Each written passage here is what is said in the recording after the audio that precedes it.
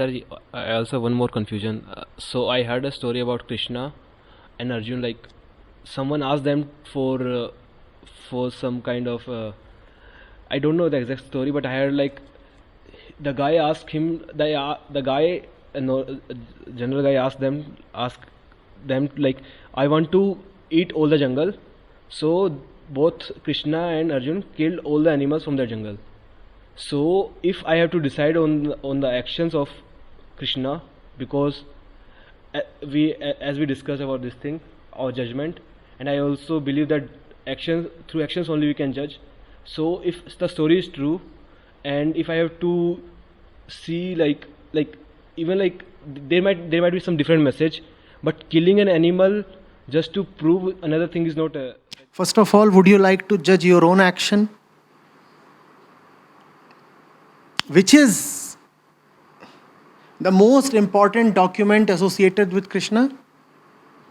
The Gita. Instead of talking about the Gita, you want to talk about some story in which Agnidev comes to Krishna and says, I am, hungry and I want to eat all the animals of this forest. And so Krishna and Arjun go about burning the forest and slaughtering the animals. Pretty exciting story. Much more exciting than the Gita. Would you firstly judge yourself?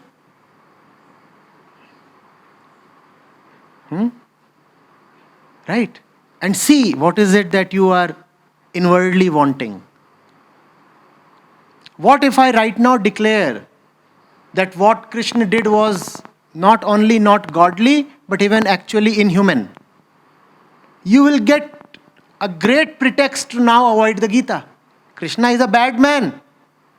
He killed all the innocent animals in the forest. So now I can safely avoid the Gita. That's what you are trying, desperately trying for. Why else do we want to poke holes?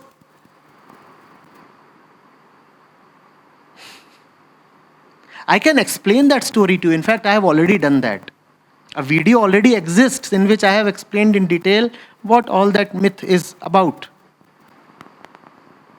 I could repeat that entire explanation. But before that, I want to ask you, please, when you think of Krishna, do you want to think of the thousands of stories associated with him? Or do you want to think of that one document called the Bhagavad Gita? And if you are obsessed with those stories, does it not tell you that you want to avoid the Gita?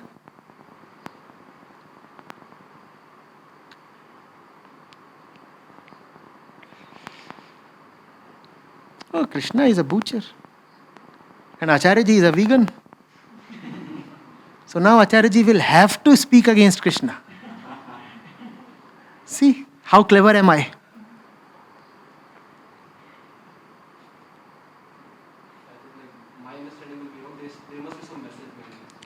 Why don't you first of all get the message of the Bhagavad Gita, sir?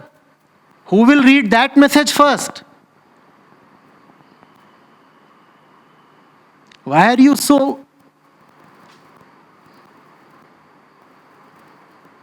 adamant that you would avoid that message? Maybe after reading the Gita, you would be in a better position to understand what separates fact and fiction? What discretion really means? How to really read when it comes to spiritual scriptures?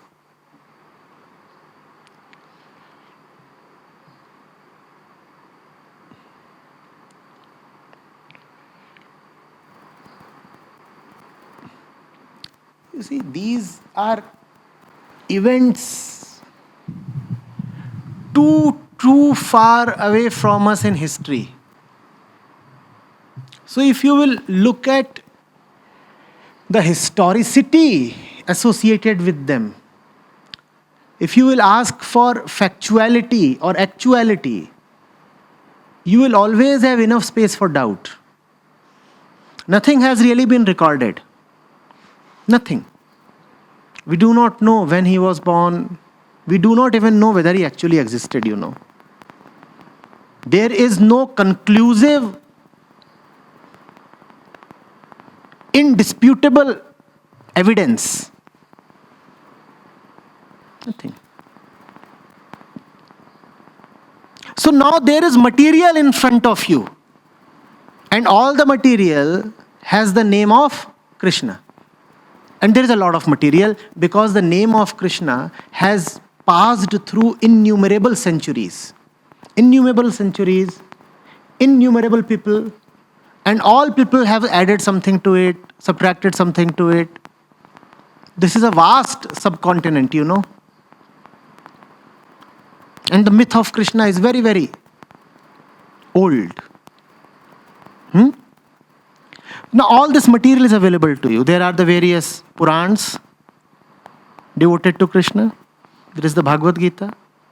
And there is the entire Vaishnav cult that deals with Vishnu and therefore Krishna.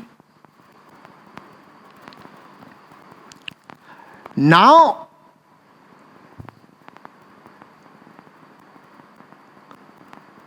the judgment is not upon Krishna, it is upon you. What is it that you want to pick up from this entire material? The entire material has 20,000 stories and Bhagavad Gita. And the 20,000 stories are about 50 different topics.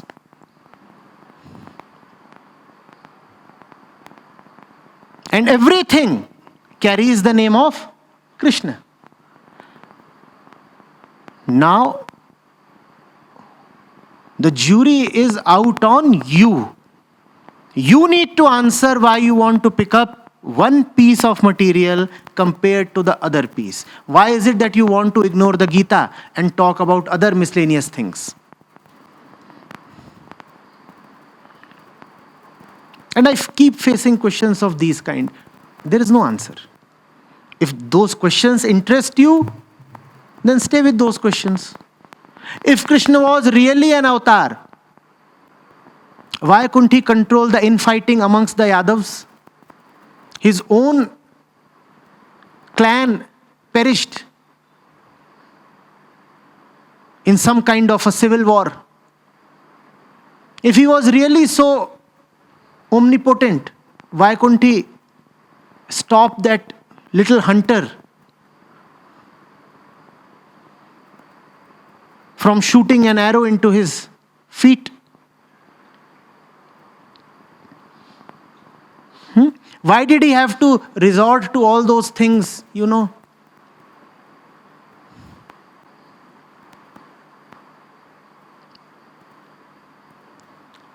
The killing of Drona, Bhishma, Jayadratha, Duryodhan. All of these were engineered by Krishna. So says the story. Mahabharata, that is. And you can safely say that all of these appear a bit unethical, sometimes grossly unethical. Shikhandi was made to stand in front of Bhishma.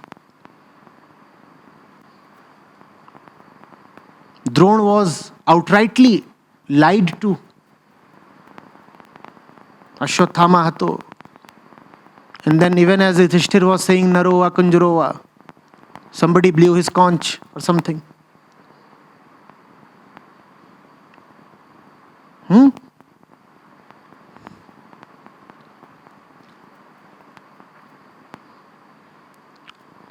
Against Duryodhan.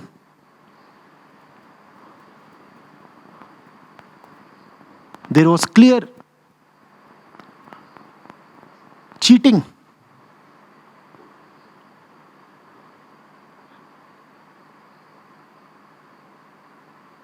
He was hit where no warrior can be hit as per the rules. And Krishna was behind all these things. So you can keep thinking about all these things and entertain yourself. It would be good entertainment. Or you could simply focus on the Gita.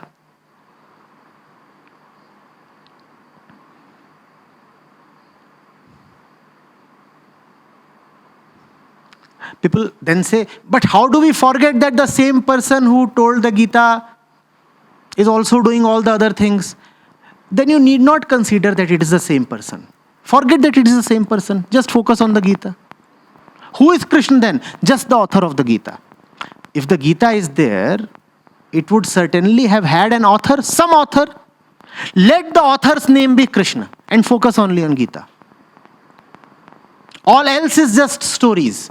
Gita is not a story, you see. Gita is a philosophical document of the highest order. It is not storytelling.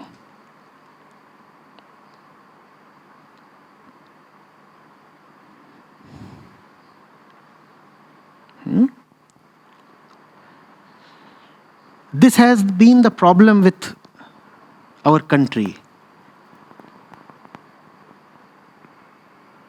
We are just too obsessed with stories.